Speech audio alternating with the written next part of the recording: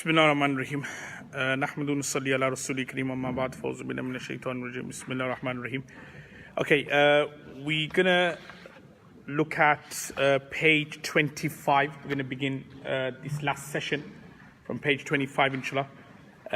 Marriage without parental approval.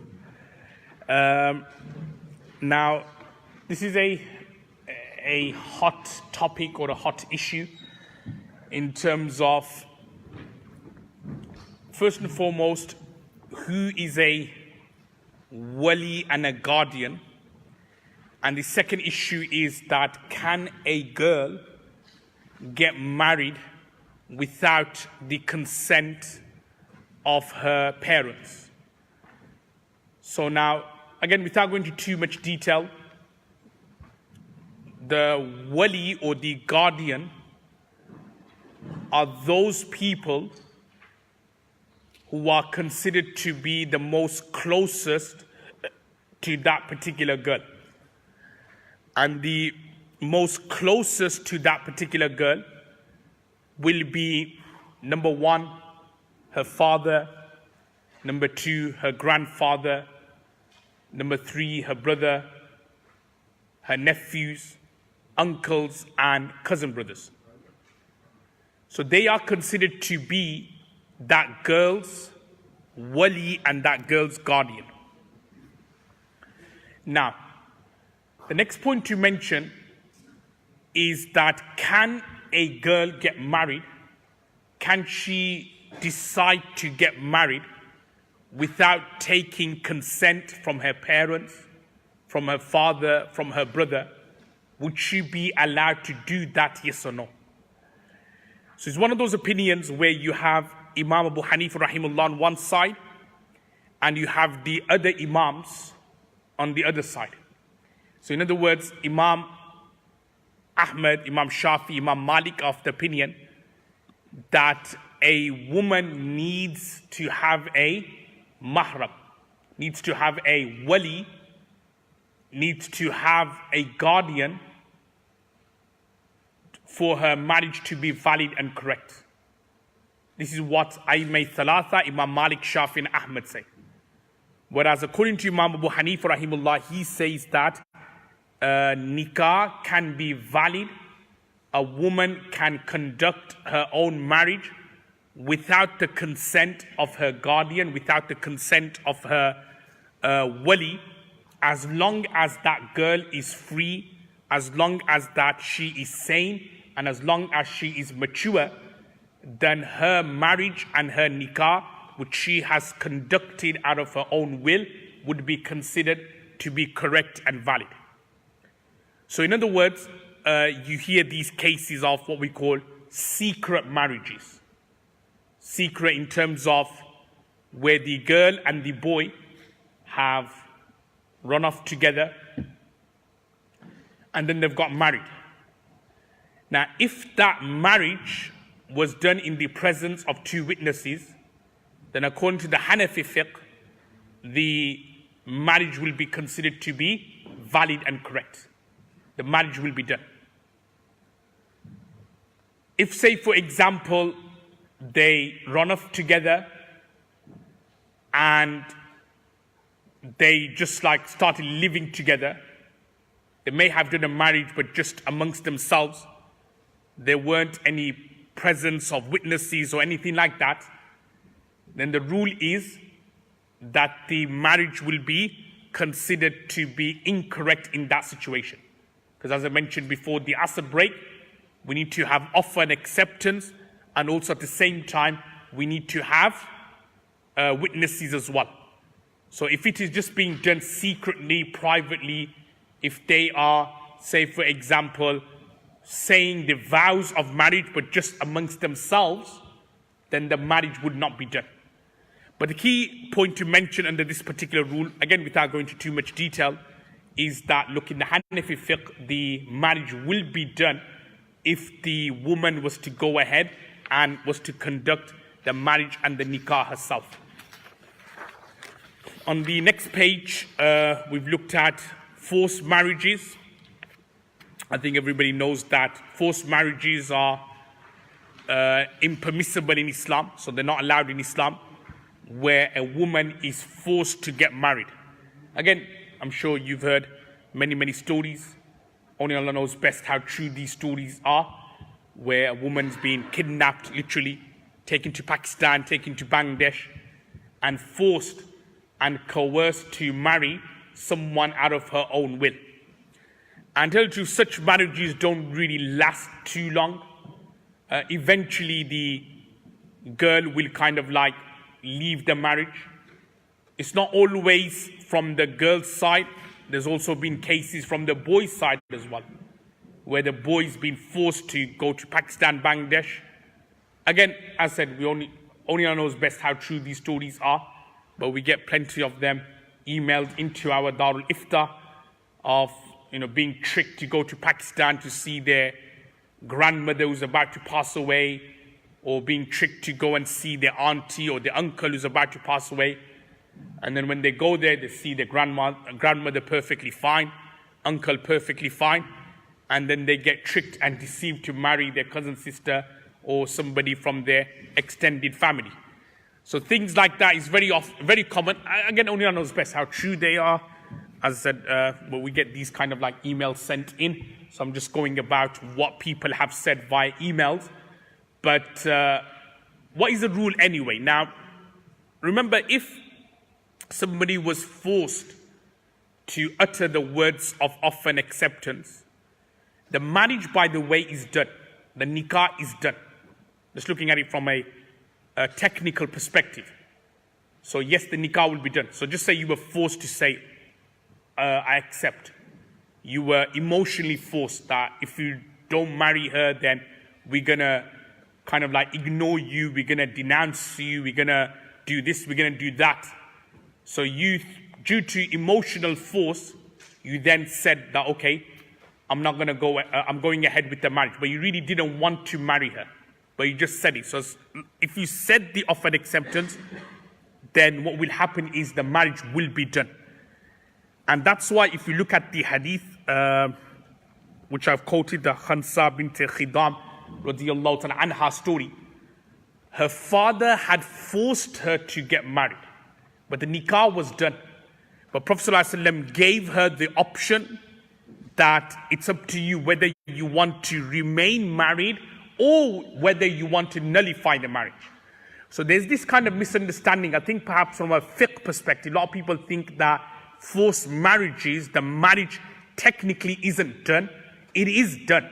If you've been forced to say the offer and acceptance, again, I don't want to go into too much detail regarding the fiqh element, the different levels and ranks of force, mulji, gair mulji, I don't want to go into that here. But if you're forced to say the offer and acceptance, the nikah will be done. That's why if you analyze the hadith of Khansa bint Khidam, you notice that Prophet ﷺ said to her that it's up to you whether you want to remain in the marriage or whether you want to cancel it. And if we look at her response, what did she say? She said, "O Messenger of Allah, I have accepted what my father did, but I wanted to serve a lesson to other women." In other words, she accepted the marriage, but she kind of like raised this issue in front of Rasulullah sallallahu alaihi wasallam just to like make it a warning for other parents and also a lesson and a heed for women who are in such situations that, look, if you have been forced, you can raise the issue with the ulamas, with the scholars, and inshallah ta'ala, as long as the scholar is fair and he's not being biased, because again, I don't want to go into too detail here about Shari'i councils and fasq nikah. Sometimes the ulamas are just too biased as well. Sometimes if they know the husband, they'll side with the husband and they won't be fair in the judgment. So as long as the alim or the scholar is being fair and he's not being biased, then do you know what? He should give the wife the option to either stay in the marriage or to cancel it. That is entirely up to her. The next topic is regarding arranged marriages, which I mentioned briefly at the beginning of today's lesson about two things. One is forced marriages, which is not allowed, but arranged marriages is something which is allowed, which I think is very, very important nowadays as well. I mentioned right at the beginning, one of the problems which we have in society is that sometimes some families are such that they just tell their children, you look for someone. We're not going to get involved. We're not going to find someone for you. You look for someone. Then we have all these like modern day dating and Tinder and all these other things coming up, and singlemuslims.com and other types of ways and places to kind of like find a woman or a brother for marriage. So when it comes to arranged marriages, remember arranged marriages, the way Islam looks at arranged marriages is that, look, it's as though the parents are helping and assisting and finding someone suitable for their daughter and finding someone suitable for their son. But at the end of the day, the final decision will be with the son or the daughter whether they want to go ahead and get married, yes or no. The responsibility of parents is more in terms of assisting. They can't enforce. They can propose and say that, look, we found this particular person for you. So they can assist, but they can't enforce and say that, no, you have to marry so-and-so person. They can only assist. So always keep that in mind. And remember, the final decision is with the boy or the girl, whether they want to go ahead and get married, yes or no. This then leads to a question here, which I'm sure some of the youngsters who perhaps are not married and have been looking for many, many months or years may have encountered this issue where you may know someone, and you want to get married to her, but the parents are saying no. Whether it could be another situation could be like, okay, the parents have initially bought the proposal and you like this particular sister and you want to go ahead, but the parents are saying no. So what happens in that situation? Sometimes you get the forced element where parents say, no, you have to marry this person, you're saying no. But sometimes it could work the other way around, where you want to marry someone, you've done everything legitimately in a halal way, so you haven't been dating this particular sister, you've done it properly according to Sharia, somebody recommended this sister to you, you heard a bit about her family and about herself, and she seems to be practicing, and someone salihah, and you want to marry her, but your parents are now saying no. So what to do in that situation? Now, this is where, alhamdulillah, these types of courses are really, really beneficial for every one of us, especially for the elders and even for the youngsters as well, who inshallah one day when you get married and you will have children, and then a time will come when you will find someone for your son or daughter, is always remember that don't say, for example, say no to a proposal and ignore a proposal just for silly reasons, for petty reasons. And what we fail to realize as parents is that actually it's a very important duty that we find someone suitable for our daughters, for our sons. And when we find someone, we should, inshallah, do tawakkul in Allah subhanahu wa ta'ala and then allow that marriage to go forward. There's a very famous hadith which can be found in Tirmidhi. Prophet ﷺ said, إِذَا خَطَبَ إِلَيْكُمْ مَنْ تَرْضَوْنَ دِينَهُ وَخُلُقَهُ فَزَوِّجُوهُ. That when someone proposes to you, so when someone on behalf of the boy or from the girl's family proposed to you regarding your son, regarding your daughter, and you like that person's deed and that person's akhlaq. So this is like the nasiha to parents in particular. When proposal comes, don't think, oh, she's not good looking, or her eyes are like this, or she's like that, or because, she speaks differently. No.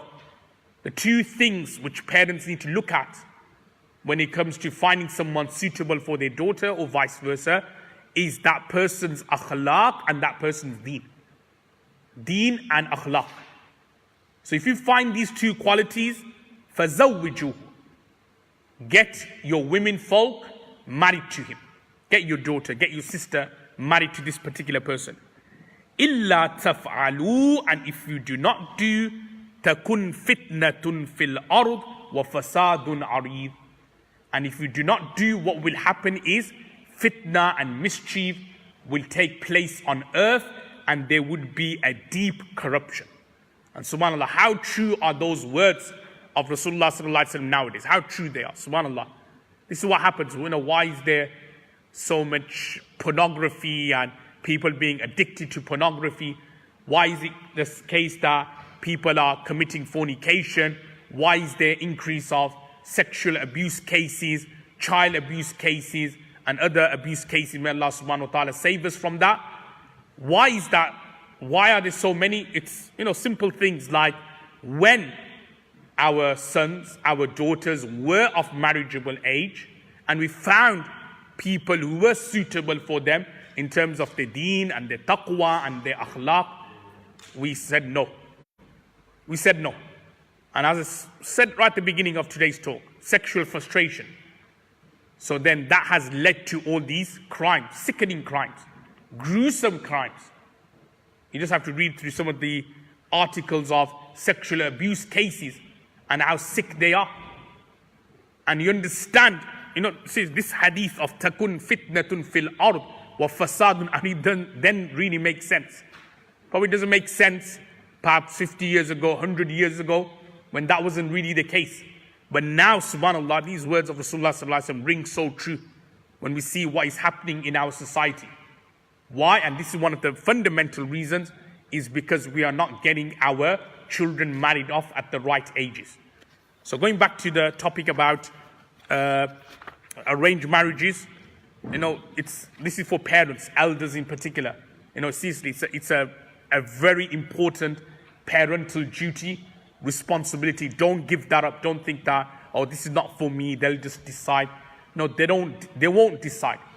You sometimes will have to work hard, find someone. Yes, it could be a pain or a botheration, or it could be like a headache which you don't want to really deal with, but it's one of those things in life you have to find someone suitable for your children and for your daughters and your sons. Okay, moving along to the next topic, which is regarding the dowry. It's on page 28 now, regarding the dowry of Rasulullah sallallahu alaihi wasallam, the dowry, and then the dowry of Rasulullah sallallahu alaihi wasallam and the Mahr Fatimi. So the dowry, what is the dowry and why is the dowry given? So the dowry, the Mahr, is given in exchange, like it's like a gift given to the woman in exchange for her sacrifice, in exchange for the sacrifices she has taken or she is planning to take in leaving her parents, her siblings, her homeland, her watan asli, and moving into with a new man, with a new person, into a new house, into a new city, into a new area and locality.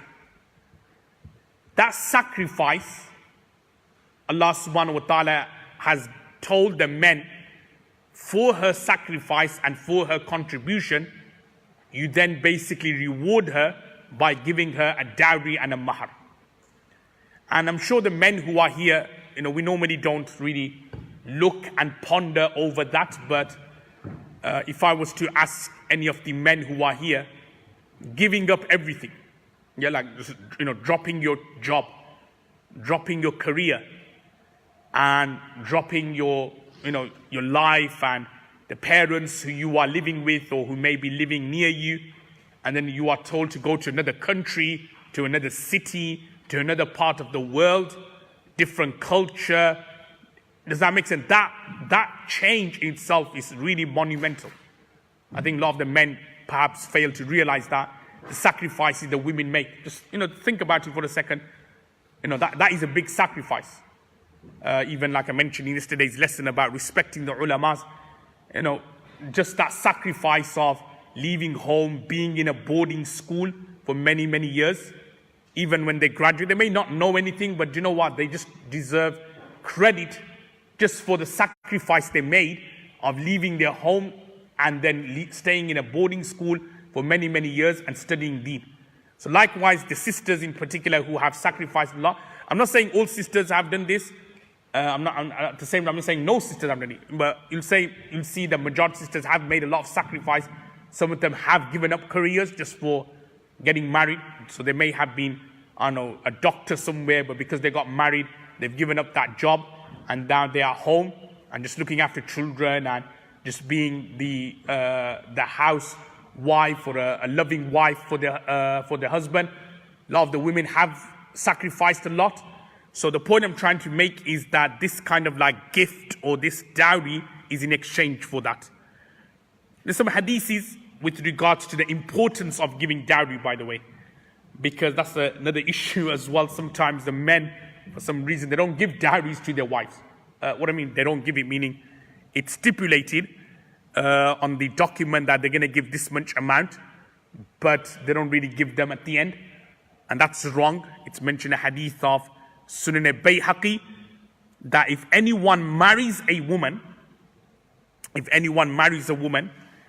and determines an amount as the dower, but has no intention of paying all of it, or has no intention of paying part of it. So Prophet ﷺ has said, if anybody marries, determines the dowry, but he's made no intention to pay any of it off, or he's made intention not to pay some part of it off, then he goes on to explain that he will die as an adulterer. He will die as an adulterer, and he will meet Allah subhanahu wa ta'ala as a zani and as a fornicator. So he will meet Allah subhanahu wa ta'ala as a zani and as a fornicator. So this is what is mentioned in Sunan al-Bayhaqi. So it's important for men to kind of like give the dowry. Then there's 2 points here regarding what is the dowry and what is the sunnah dowry to give. So the dowry of, there are 2 types of dowries. One was the dowry of Rasulullah sallallahu alaihi wasallam's wives, which has been calculated to be around 500 dirhams. And it's mentioned there regarding how much dirham. 1 dirham is around 3 grams of silver, approximately. 1 dirham is around 3 grams of silver. So 500 dirhams will be approximately 1,500 grams of silver. So that was the dowry which Rasulullah sallallahu alaihi wasallam gave to his wives. And then you have something called Mahr Fatimi, which is approximately 480 dirhams. 480 dirhams. So I think if we do the maths, that will be approximately 1,400 or so. 1,400 grams, close to 1,400 grams, I'll say. Yeah, 480 times 3. So it'll be around that much, isn't it? Yeah. So it'll be around 1,400 grams of silver. So that will be the Mahr Fatimi. So Mahr Fatimi is approximately 480 grams. There's actually a hadith in Sunan Abu Dawud, which I was looking at yesterday whilst I was in Sheikh's house. وَلَا أُسْتِقَتْ إِمْرَأَةٌ مِّن بَنَاتِهِ مِنْ ثِنْتَيْ عَشَرَ دِرْحَمًا مِنْ ثِنْتَيْ عَشَرَ mithqalan, I think it was the hadith. So it was around 480 dirhams it works out to be. Okay, so 480 dirhams. So actually it says that, yeah, Mahr Fatimi, actually 480 dirhams. So it's mentioned that in total, yeah, it's 1,469 grams of silver, and you've got the ounces mentioned. Now, what is actually the figure? Okay, so let's have a look at the topic of dowry. Now, the minimum amount of dowry which you need to give is 10 dirhams. So minimum amount of dowry is 10 dirhams. So 10 dirhams, again, prices fluctuate. It's approximately 13 pounds. 13 pounds sterling. 26. The minimum amount is 26. Oh, 26, okay. As of May, it's still pricing, $26, and the amount of platinum is $428. Okay. So $26, and the Mahr Fatimi is, Sheikh again, 1200. $1,228. Okay, $1,228. Okay, so that's the Australian currency according. Yeah.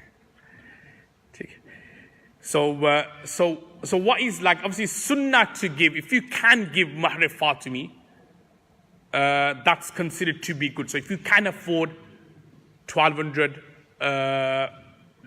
of $1,200 Australian dollars, then that is considered to be a sunnah, inshallah, if you can give that amount.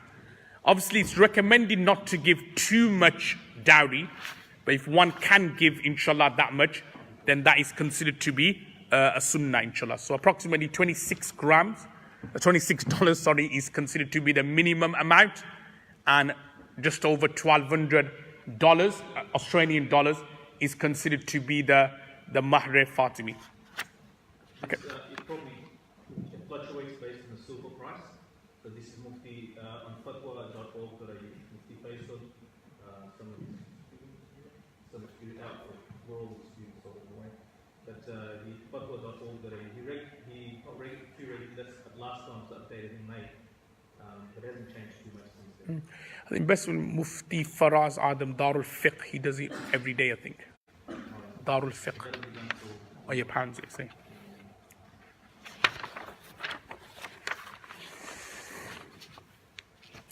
Okay, the next few pages, I think everybody could kind of like look at that in their own time. Just talks about the rights of the husband and wife and so on. Okay, just a few things to mention, obviously not too much detail, but just the main parts. I think the first issue to mention with regards to rights, I think this is kind of like I won't say it's the most important part, but it's one of the most important parts when it comes to marriage is regarding rights, hukuk. And I won't be surprised that perhaps some of the brothers or sisters who have attended today's course perhaps is on this basis that, oh yeah, I want to know what my rights are. And, I've just attended perhaps just based for that particular purpose. Now, it's similar to what I mentioned before, that the rights have been mentioned by the fuqaha, by the jurists. But at the end of the day, when it comes to rights, it's about what suits the couple. What you as a couple, as a husband and wife, are happy with, and what you want to do, what you are comfortable with. Like, I'll give you an example of rights. Like, if we want to go to the nitty-gritty, so let's take an example of, can a wife visit her parents, or yes or no? Is that allowed, yes or no? Now, Ibn Abidin al-Shami, rahimullah, he's mentioned that a wife can visit her parents once a week if they, either parents, are unable to visit her. Ibn Abidin al-Shami says that the wife can visit her parents once a week if the parents are unable to visit her. And Imam Abu Yusuf rahimullah has mentioned also that it's a condition, it's a prerequisite that the parents are unable to visit her. That's the condition for her to go and visit her parents. So in other words, if the parents have cars, they are able to travel, they're not bedridden, then they should come and visit her, not the other way around. Not the other way around. And also at the same time, it's mentioned that if the parents want to come and visit her once a week, the husband cannot stop her, cannot prevent her. And when it comes to other members of the family, then it's mentioned that he can only allow them once a year to visit her. So other members of the family, like the wife's brothers or the wife's sisters, so he can only allow them once a year to visit. Now, as you can see that from the couple of opinions which I've given, it's all about the parents visiting her and not the other way around. It's only Imam Yusuf rahimullah and Imam Abu Hanifa saying that, look, she can visit if the parents are unable to visit her. But otherwise, she has to stay in the house and the husband should then allow the parents, i.e. her parents, to visit her. So as you can see from this particular rule, it is a bit difficult because to a certain extent it's not that feasible or practical to implement that, especially nowadays in 2018. It's difficult to implement such a rule. So the point I'm trying to make is that when it comes to these kind of like ahkams, it's just based to just leave it at the discretion of the husband and the wife. Just leave it, what they're comfortable with. Look, if the husband doesn't mind his wife visiting her parents once a week, then you know what? There's no need for a mufti or a scholar or anyone else external to get involved and say to her, oh, you're doing wrong. Because even the huquqs which have been mentioned about visiting and these things, that has been based on the urf and based on the customs. So yes, perhaps 200-300 years ago, I'm sure many of us know that when you go to Pakistan, Bangladesh, many of the women, hundreds of years ago, they had a lot of sabr, a lot of patience. So when they would get married, that's it. They will hardly visit their parents' house. Hardly. But obviously, as you can imagine, nowadays, everything's changed. A lot of the sisters would like to visit their parents' house and, times change and X, Y, and Z, they have that fondness with their parents, which is good also because, remember, there's one advice Imam Ahmad gives as well to men when it comes to marriage, is that sometimes you should keep your wife happy. So if you keep your wife happy, then do you know what? You will also be happy as well and you'll have less problems. That's why I just encourage everyone, especially those who have a lot of responsibilities, especially if you're imams or teaching, just keep your wife happy. Obviously within the boundaries of the Sharia, I'm not saying to break Sharia rules, within the boundaries of Sharia. So if she is happy to visit her parents once a week and her parents don't really live that far away and it's not that much of a hassle, then in that situation you should allow her. A few hours won't really hurt, won't really harm you. In particular, if it's at a time when you may be busy shopping or you may be busy in the masjid, then if she goes and visits for a couple of hours, so alhamdulillah, it'll be good for you in the long run and also good for her to kind of motivate her and also good for you as well. So what I want to explain when it comes to the rights and the huquqs, very, very important that first and foremost, most of these rights should be left to the discretion of the husband and wife, whatever they want to do. But also at the same time, there's some points to mention that there are certain rights which are necessary for the husband, like he has to give, such as expenses and accommodation. And then there are what we call other non-financial rights, such as being good to your wife, being soft to your wife, kind to your wife, gentle to your wife. Very, very important also at the same time to kind of not to stay away from your wife for a long time. Very, very important, as you can see from the sayings of Umar bin Khattab radiyallahu ta'ala anh. So approximately 4 months. 4 months. So you can't stay away from your wife for more than 4 months. Okay, the minimum is 4 months. And then there's another rule about punishment and beating. So again, you're not allowed to hit or to strike your wives and these things. Again, some may point towards the Quranic verse, فَضْرِبُوهُنْ. Again, I don't want to go into too detail about the tafsir of that, but the hitting which is mentioned in the Quran is to hit with something light, like a miswak, something light with a twig. But the Sharia doesn't allow a husband to kind of like hit his wife, strike his wife, to bruise her, to like beat her black and blue. That's something which the Sharia does not allow and does not permit.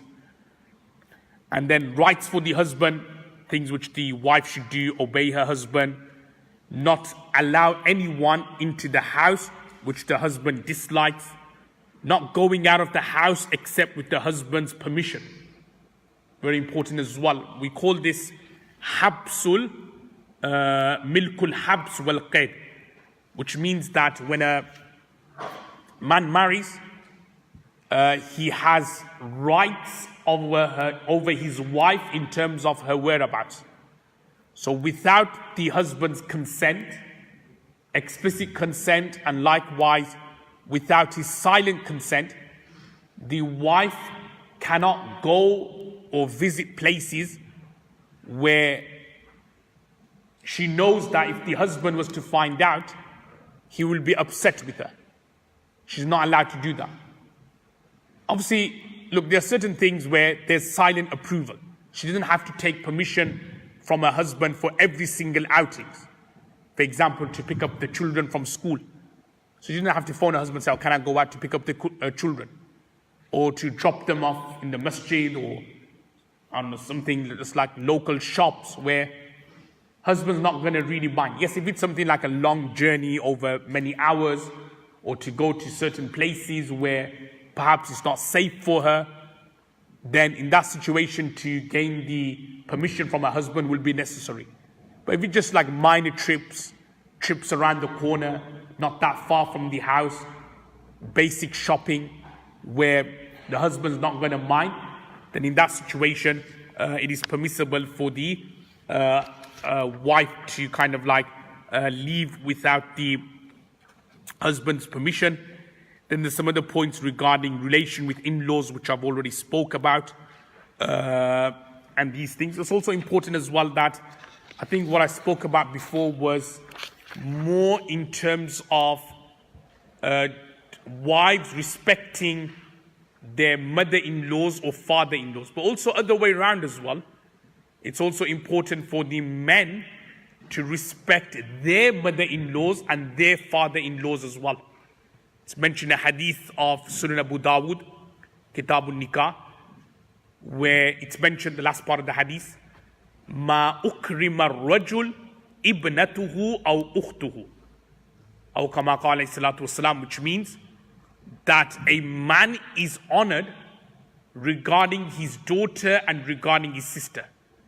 In other words, what he tried to say here is, a man has given his daughter to you in marriage. An elder brother has given his sister to you in marriage. In the case where the father's not alive, so the elder brother, who then acts as the wali, as the guardian, has given his sister to you in marriage. So in that situation, it is important that what happens is that you kind of respect your elder brother-in-law, your wife's elder brother, in the absence of the father. Or if the father's alive, then your father-in-law, you respect them.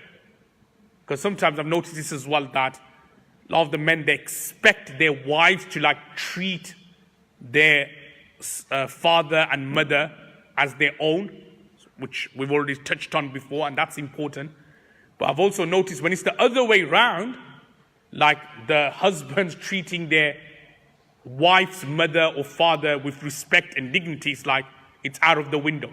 It's like they really say bad things about their in-laws, about their mother-in-law, about their father-in-law, straight in the face of their wives. So same way, the other way around, they won't like it, and they'll consider that to be disrespectful. It should also be this way around as well. So it's important for the husbands to also respect their in-laws as well, and treat them nicely and respectively as well. So that's also part and parcel of when it comes under the hukuk and when it comes under the rights.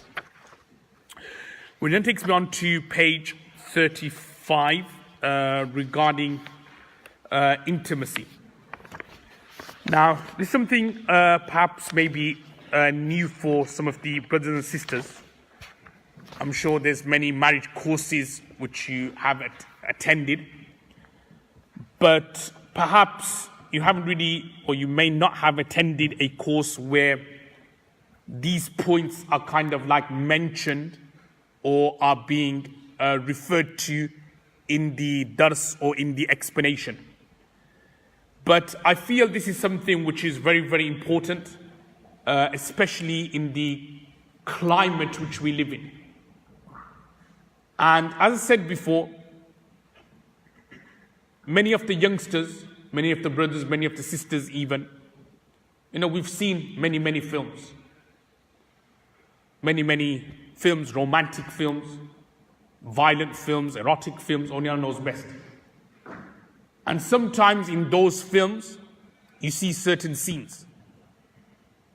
And then we think, okay, they doing it, then that's lawful as well in Islam, or that's lawful. So we then try to reciprocate and recreate what we saw on television with our wives in the bedroom. Sometimes what we try to do is lawful, and sometimes what we try to do is totally unlawful. So I believe that this topic is very, very important. Now again, some of you may be thinking, oh, well, Mufti Sahib, this is immoral and immodest and so on. But actually, when we read through the hadith of Rasulullah sallallahu alaihi wasallam, we find, subhanAllah, that certain situation, Prophet sallallahu alaihi wasallam was very, very clear with these types of topic. The very famous hadith which can be found in Sahih al-Bukhari, Sahih Muslim, that Prophet sallallahu alaihi wasallam said, إِذَا جَلَسَ بين شعبها الأربع بين شعبها الأربع ثم جحدها فقد وجب عليه الغسل. That when a man sits, this is a translation, this is mentioned in Bukhari and Muslim, that when a man sits between her four parts, and then exerts pressure on her. Which in other words means that when a man is on top of his wife and he exerts pressure on her, in other words, he's having relations with her, فَقَدْ وَجَبَ عَلَيْهِ الْغُسَلِ, ghusl will become wajib, obligatory upon him. SubhanAllah, if you look at this hadith quite clearly, Prophet ﷺ, this is a hadith of Bukhari and Muslim, quite clearly explaining a particular position of having intercourse. So what we can derive from this hadith, and also there's also other similar hadiths as well, like even in Tirmidhi, Sunan Tirmidhi, it's mentioned that Umar radiallahu ta'ala anhu once asked Rasulullah sallallahu alaihi wasallam directly. So Umar radiallahu ta'ala anhu asking Rasulullah sallallahu alaihi wasallam directly that can a person have intercourse with his wife from behind? From behind, i.e. not through the anus, but through the front private parts. Is that allowed? Yes or no? This is Hazrat Umar asking directly this question to Rasulullah sallallahu alaihi wasallam. And then the ayat was revealed. Nisa'ukum harthul lakum fa'atu harthakum anna shi'tum. Which means that your women are your cultivation, and approach your cultivation the way you want. So what we can derive from these two hadiths is that these types of topics were raised in the gatherings of Rasulullah sallallahu alaihi wasallam. If it was something which was immoral and immodest, Rasulullah sallallahu alaihi wasallam would have said that. He would have said, why are you saying these types of things for? But he didn't, but rather Rasulullah sallallahu alaihi wasallam gave an answer for it. So from this we can understand that as long as these topics are being discussed, obviously with adab, with respect, then there is nothing immoral or indecent regarding that. If it was indecent, Prophet ﷺ would actually have raised that as an issue, like it was in the case of the Hadith of Li'an, which some of the ulama who are here will understand. There was a person called Uwaymir al-Ajlani, and he told someone to go and say to Rasulullah sallallahu alaihi wasallam that just imagine if a man, a husband, was to find another man with his wife, what should he do? Can he kill him, or what does he do? So when that question was posed to Rasulullah sallallahu alaihi wasallam, Rasulullah sallallahu alaihi wasallam became angry, and he said, what kind of like indecent and immoral question you're asking me? So the point I'm trying to make is that if it was indecent, Prophet ﷺ would have said it straight away. This is an indecent question you're asking me. But when it came to these two topics or these two hadiths which I mentioned, Prophet ﷺ didn't say that what you're doing is indecent. So from this we can understand that it is permissible to kind of like talk about it. But I'll just mention it very quickly and very briefly. So if we have a look at page 35, first, it just explains that what should be our intentions when it comes to relations. So first intention always be procreation. In other words, like having children. فَإِنِّي مُكَاثِرٌ بِكُمُ الْأُمَمِ. So when we have relations with our wives, it's done with the intention of having children. I'll talk about later with regards to contraception and these things. But first and foremost, our intention should be of having children, and also at the same time, protection against zina. We read the hadith before, فَإِنَّهُ أَغَدُّ لِلْبَصَرِ وَأَحْسَنُ الْفَرَجِ. This is one of the benefits of marriage. And we also read the hadith before of فَإِنَّهُ يَرُدُّ مَا فِي نَفْسِ. So if a woman was to captivate your heart, you glanced at her, and her attraction, her beauty, whatever it may be, captivated your heart and is making you lustful, then to go and fulfill your desires with your wife. And I mentioned another hadith as well, which is mentioned in Sahih Muslim, where Rasulullah sallallahu alaihi wasallam has said, وَفِي بُضْعِ أَحَدِكُمْ صَدَقَةٌ. And in the private parts of any one of you, there is sadaqah and charity, meaning that when you fulfill your desires, you will get reward and you will get thawab for that. Prophet ﷺ explained to the Sahabi that if you had fulfilled your desires in an unlawful place, wouldn't you have got sin? So the Sahabi said yes. So likewise, if you fulfill your desires in a lawful way, then you will get reward and thawab for that. Now if we move on to the next page, page 36, intercourse being a right of both spouses.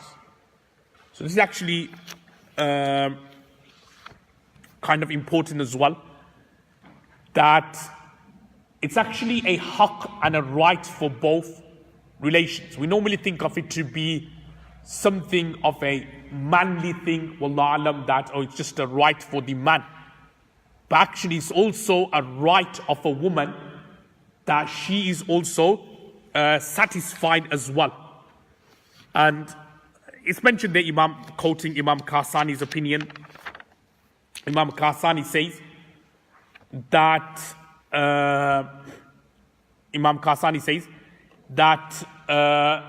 the difference between the man's right for intercourse and the woman's right of intercourse is that the man can enforce that right from a qadi or from a judge. Perhaps not applicable nowadays, but if there was a qadi or a judge and the wife is refusing to have relations with her or with him, then the husband can go to the qadi and say that, look, she's refusing to have relations, and then the qadi will force the wife in that situation to fulfill the husband's needs. Whereas when it comes to the wife's right, again, it's also a right as well, but it's mentioned that she can't demand it through a court of law. That's the only difference. But without going into too much technicalities, it is, I'll say, very, very important that the husband fulfills the rights of his wife as well, satisfies her. That's also very, very important. There's a hadith which I would like to quote, talks about relations, but looking at it from a wife's perspective. So this hadith can be found in Kanzul Ummal, narrated by Sayyidina Ali radiyallahu ta'ala an, where Prophet sallallahu alaihi wasallam, he instructed the husbands, اغسلوا ثيابكم. اغسلوا ثيابكم. It's kind of very important, especially for the men, I'll say, that wash your clothes. اغسلوا ثيابكم. In other words, wear nice clothing. وخذوا من شعوركم. And cut your hair, trim your hair, unwanted hair, other external hair. Wastaku, and do miswak, brush your teeth. Watazayyanu, and adorn yourself, beautify yourself. Wear nice clothing. Yeah, like this is important for men, by the way. No, wearing nice jubbas, cardigan, jumpers, shirts, whatever it may be. Watazayyanu. وَتَنْزِفُ, and be clean, be pure. And then this is the key thing. It says, فَإِنَّ بَنِي إِسْرَائِيلَ لَمْ يَكُونُوا يَفْعَلُونَ كَذَلِكَ.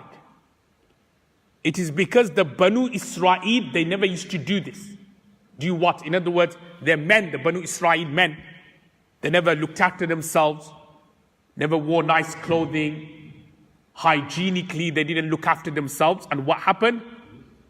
فَزَنَتْ نِسَاؤُهُمْ.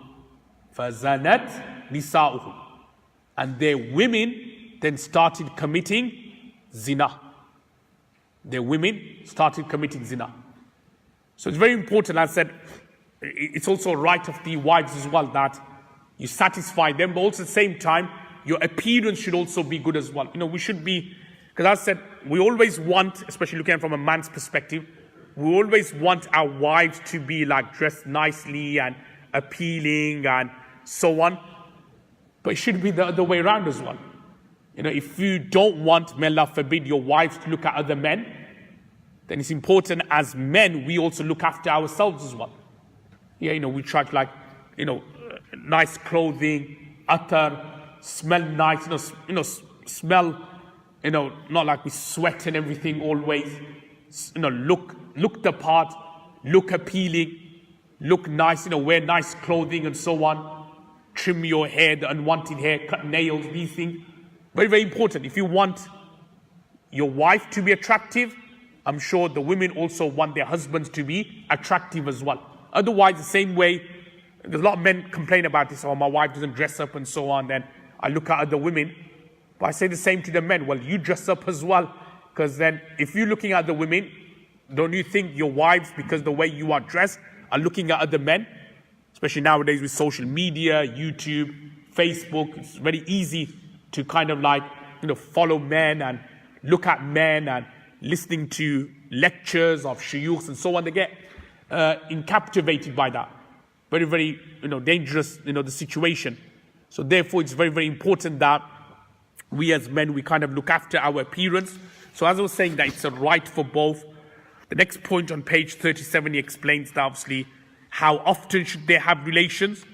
So there isn't a particular rule, but the ulamas, the scholars have said that once every 4 days is like something which is like a minimum. Again, it's all based on situation, halat, these things, tiredness, and so on. But once every 4 days. And the way the ulamas derive this particular point is because the Sharia allows a man to marry 4 wives. So that then means that with each wife, he has one night. So based on that, the ulamas have said that at least once every 4 days. Again, that's just like an opinion of the scholars. It's all based on situations, halat, tiredness, and so on. In terms of when to have relations, so again, that all depends on the couple. Sometimes at night they may be tired, so they may want to have relations in the morning. Prophet ﷺ, generally speaking, used to have relations just before Fajr, after praying Tahajjud. As mentioned, the Hadith of Sahih Muslim, Sunan Abu Dawud, after praying Tahajjud, if there was a need, then he would fulfill that need. Otherwise, he would go to sleep. So it's mentioned in the Hadith. So the point I'm trying to make is that till to this, there's not an exact rule.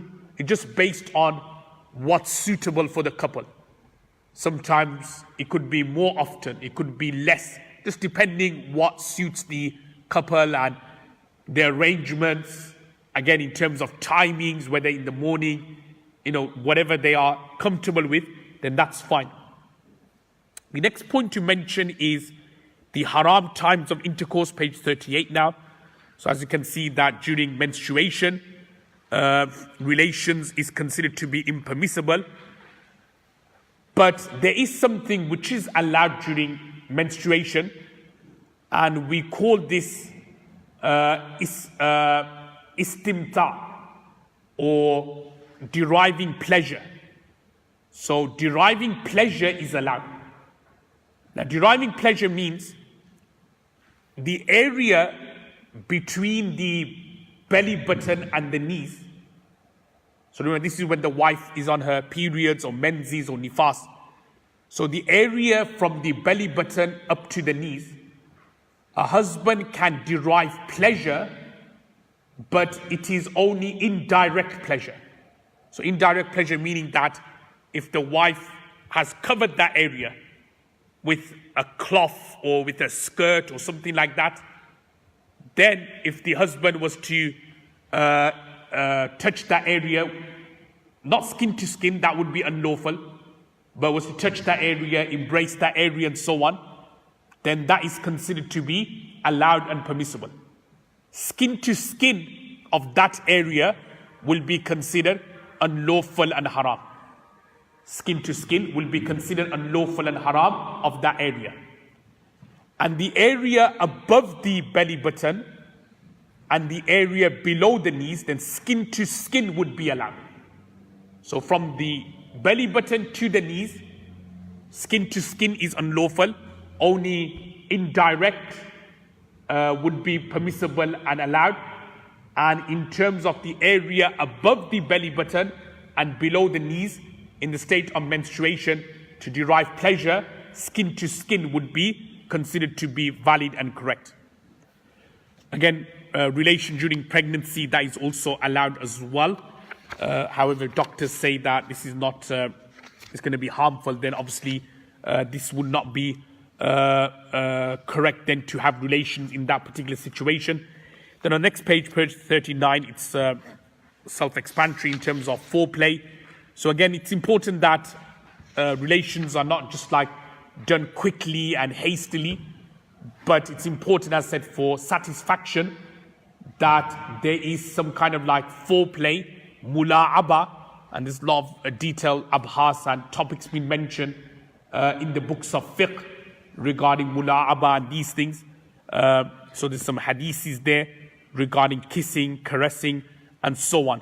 So foreplay is important, permissible, and also important before the action relations. Then on to, next topic, page 40, talks about the positions and so on. So remember, all types of positions are allowed for relations. You just have to remember that intercourse from the back, which I think is going to be mentioned later, that is not allowed. So anal relations are not allowed. There's hadiths with regards to that, but beside, actually it's mentioned there on the second paragraph, I think reference from Tirmidhi or Sahih Muslim, that's not allowed. But besides that, any relations where it is in the front private parts, that is all considered to be correct. So whether it's like the husband being on top or the wife being on top or on the side, whatever it may be, all this is considered to be allowed and permissible. And then the next point is regarding after intercourse. So everybody knows in terms of the ghusl point of view, it's first to have ghusl. And in terms of re-engaging in intercourse, again, it's mustahab that you then perform ghusl and then you have another relation. So imagine if a husband wants to have 2 relations with his wife, so he's had one, then it is mustahab that he makes a fresh ghusl and then he has relations again. If he can't do that, then the very least wash his private parts and then engage in intercourse. Even if he doesn't do that and just re-engages in intercourse again, that is also considered to be correct and permissible as well. And then I think there may have been I think 1 or 2 of the slides have been slightly changed around, but if we go into page 43, that's been repeated, hasn't it? After intercourse. Okay, yeah. Okay, we're just going to page 41. We'll just skip out page 43. Page 41, wedding night. So, again, very straightforward, nothing really to explain here.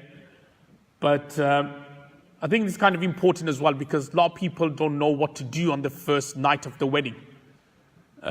This is actually the sunnah that when you do get married, Prophet ﷺ taught us that the husband should place his hands on the bride's forehead and make this following dua, and likewise the other way round. So the wife would place her hand on the husband's forehead and make this particular dua. And it's also mustahab, desirable, to kind of like pray 2 rakat salah. 2 rakat salah, salatul hajjah, where you're asking Allah subhanahu wa ta'ala for easiness and happiness in the marriage. There's other points which are kind of like straightforward, which don't really need that much explanation in terms of being nice, gentle, polite, and these things. That's also very, very important as well.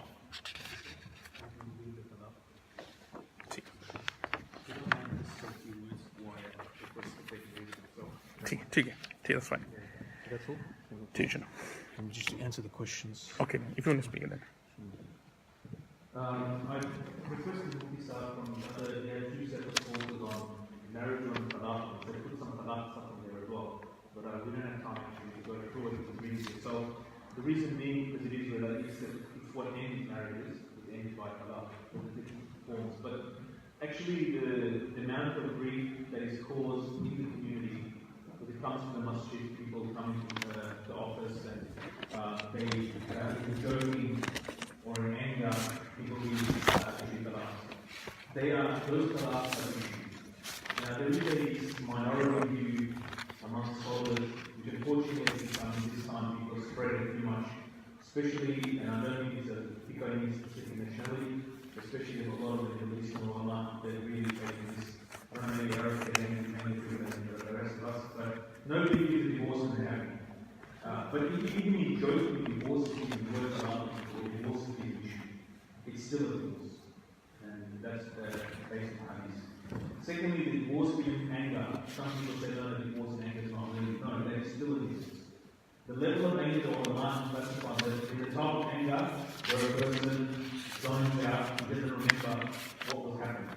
That's a person might be asleep talking. But you can remember the divorce video, you remember what was happening, then you're not that angry. And 99% of the divorces that happen, those people are far in between.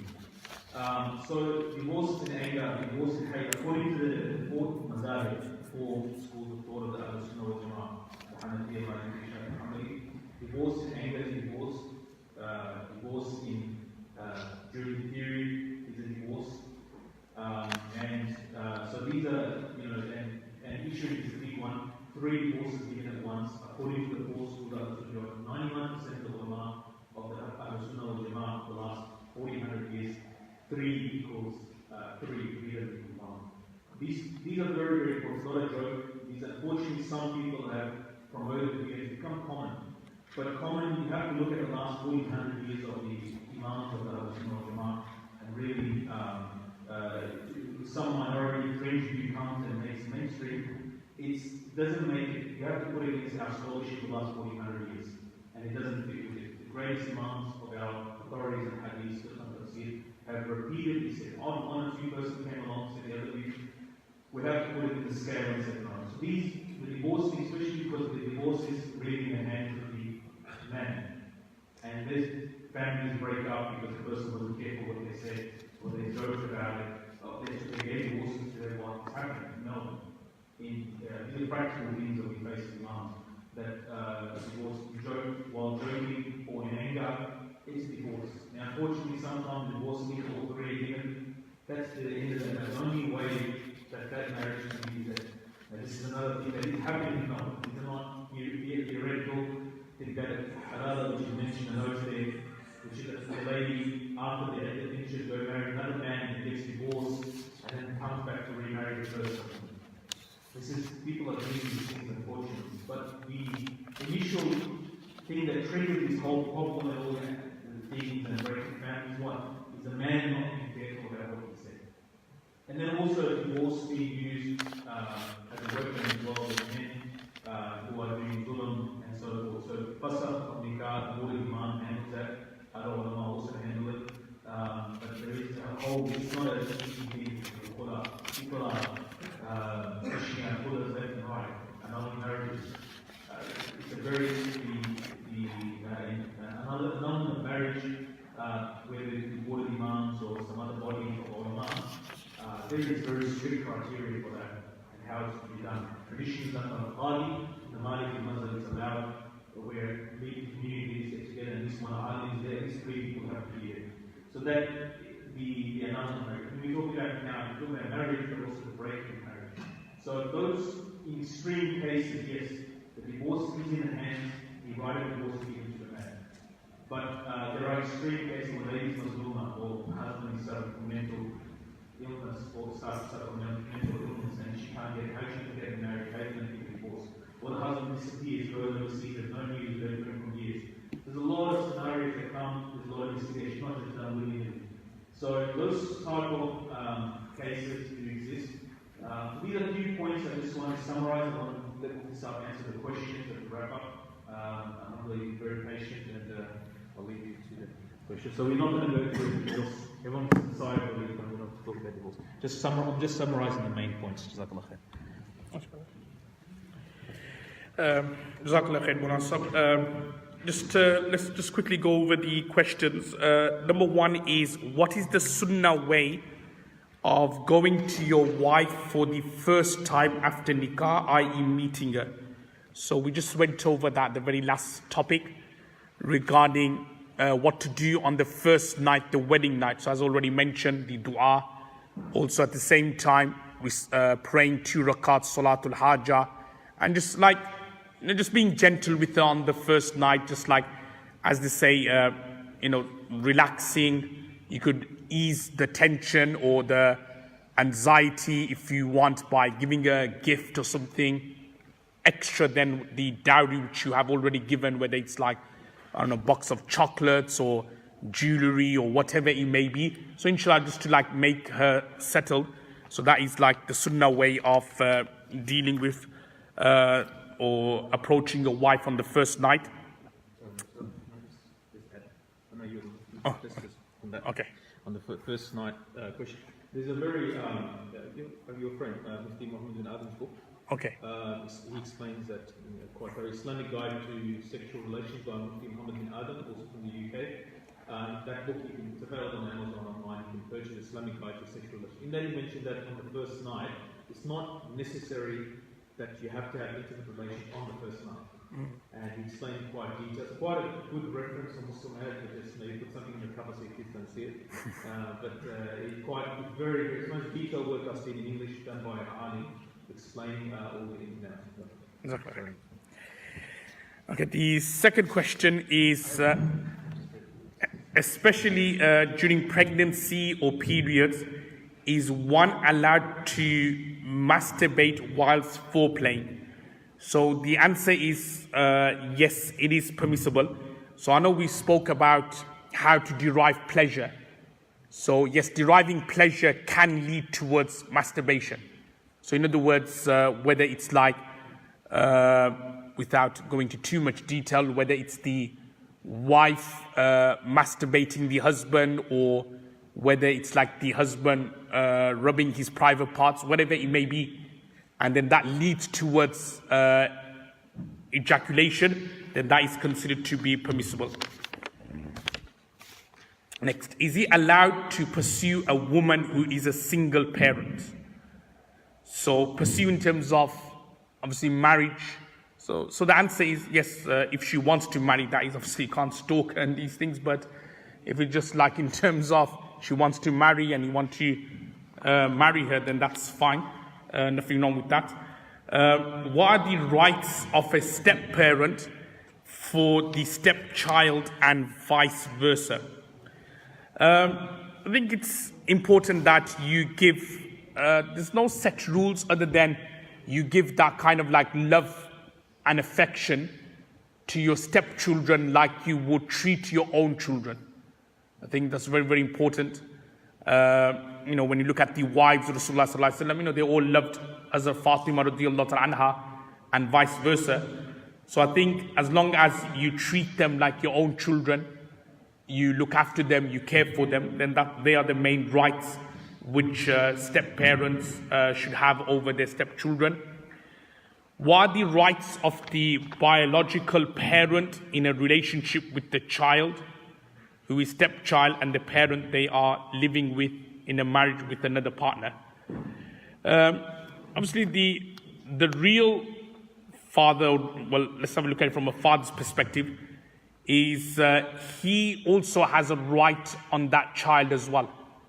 So whether it's like visiting rights or whatever rights which have been agreed, whether between the couples or whether according to the law of the country, whatever the rights may be, then it's important that the mother allows that right to be fulfilled, even though that she may have married and so on.